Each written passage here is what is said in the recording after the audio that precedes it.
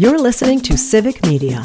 You can tune into any of our live shows on any radio station across the state with the Civic Media app. Find us in your phone's app store and listen anytime, anywhere. This is your WAUK Daily News Roundup for the Shaw, 101.1 FM and 540 AM in Waukesha.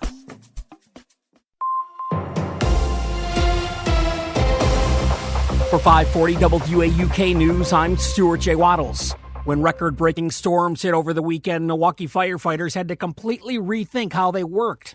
Milwaukee Fire Chief Aaron Lipsky appeared yesterday on the Maggie Dawn Show and talked about their response. We switch our entire mode of communicating and deployment because we know with these things it is going to be a numbers game. For instance, whereas somebody may just occasionally call 911 because they or somebody they observe is having an emergency, in these situations, we know an entire city block or neighborhood or neighborhoods are going to be impacted and are going to be calling. Instead of the normal one-off model where we jog out and go sort out the problem, we go to a task force model so that we group our some of our resources together and they become the sole responders for some of the non-life critical responses. This keeps the rest of our resources available for the life critical. Chief Lipsky said between Saturday night and early Sunday morning, crews answered more than 600 calls for water rescues, medical emergencies, fires, and more. Lipsky said that pace is unheard of. Going forward, the chief gave a tip to those looking for help. I want to just point out we have 211 active, and 211 is going to allow for a much more comprehensive conversation about your specific resource needs. Like you need housing, you need food, you need, hey, can I go back in my house and get my medication? I don't even want to call them weird questions. They're just the reality of life after an emergency. Governor Tony Evers toured flood-damaged areas yesterday and also declared a state of emergency. In a statement, he said the state is committed to providing every available resource to help impacted residents and to protect critical infrastructure. After touring storm damage in Wauwatosa, Governor Tony Evers declared a state of emergency. Areas in Milwaukee and Waukesha counties are cleaning up from historic flooding. The governor says his declaration will help ensure state agencies, local partners, utilities, and emergency management officials can continue working together efficiently. At least gas prices are a little lower. $2.84 a gallon today in Waukesha County, 4 cents more in Milwaukee County. Melissa Kay has more about the price at the pump around the state. Gas prices fell 6.4 cents over the last week. The average across the state is $2.86 per gallon. This is 15.7 cents lower than a month ago and more than 53 cents per gallon lower than this time last year. This slight dip in prices last week breaks a 2-week streak of increasing. Officials at Gas Buddy say that as we approach the peak of the hurricane season, forecasts are showing favorable conditions for tropical development. The city of Milwaukee is trying to help people recover from the weekend flooding. You can dispose of damaged items for free at both city drop-off sites until Sunday. Bulky item pickups are happening all week long.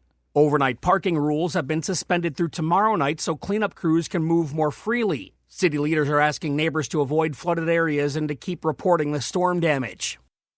Operation Robocall Roundup is now also a Wisconsin thing. It's a multi-state crackdown on illegal robocalls that keep your phone ringing sometimes nonstop. The effort, announced by Attorney General Josh Kaul, involves warning 37 telecom companies to stop connecting robocalls that break FCC rules.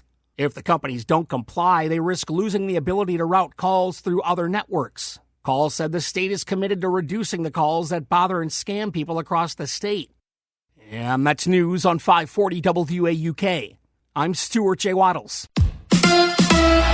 The Badgers quarterback injured. Hi, I'm Mike Clemens with sports. College football. The Wisconsin Badgers' new starting quarterback had to exit yesterday's training camp practice. Billy Edwards met later with reporters. Yeah, I just clinked the knees a little bit, so obviously as a 22-year-old, I guess maybe a little bit hit on the knee hurts a little more than when I was 18 in college, so just a little bruise.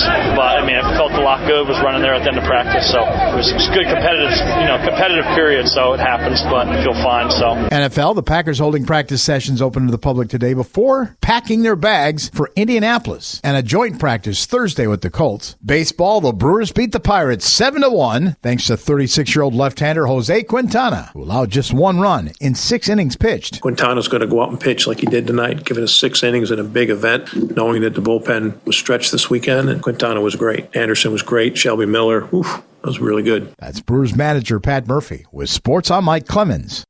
On your entertainment beat, I'm Pete Schwaba. It was a horror thriller that led the way at the box office this past weekend. Director Zach Cregger's Weapons pulled in $42.5 million at the domestic box office to lead the way. The film, starring Josh Brolin, received rave reviews. In second place was Freakier Friday, which performed well with $29 million. It was also a great movie weekend at the Schwaba House, resulting in a couple of Pete's picks. Here's one for now. 40 Acres is a great action sci-fi film that you can rent to stream. Recently on Nightlight, Madison film critic Rob Thomas talked about how much he liked the film and gave it a glowing review, which reflected many other reviews, resulting in a 90% favorable critics rating on Rotten Tomatoes and a 95% audience score. The film tells the story of a family living on a farm following plagues and wars where food and crops are precious, forcing a family to fight off cannibals to survive. Grim but uplifting and tons of well-done action. The new version of War of the Worlds is yet another take on the H.G. Wells novel, which has been turned into a film 3 times now, at least at the studio level. The original film in 1953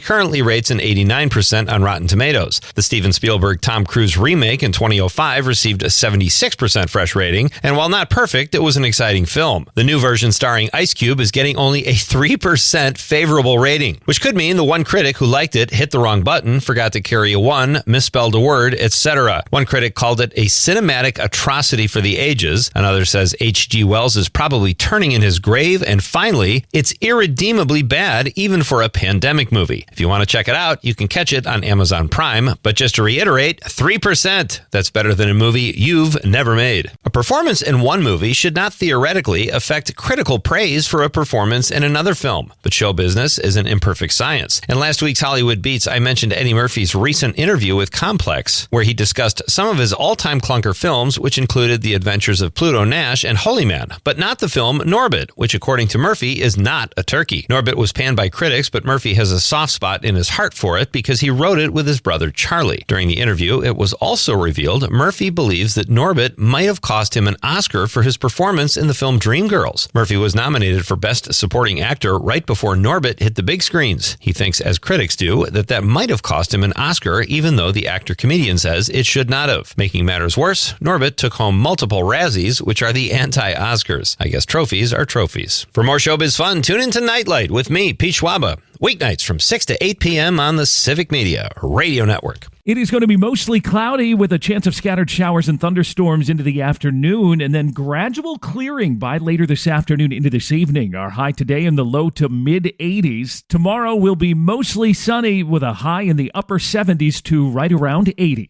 I'm meteorologist Sean Cable. Temperature now 67. That's your WAUK Daily News Roundup from Civic Media. Subscribe to this podcast on Spotify, Apple, or wherever you find your podcasts. Find more news at WAUKradio.com. The national news cycle never stops, but it can be hard to find news about your local community. Civic Media is dedicated to providing quality local and state news coverage across Wisconsin. With the Civic Media app, you can get notifications about local stories that matter to you and your community. Find the free Civic Media app in your phone's app store and choose notifications from the menu to tell us what kind of news you want to hear about.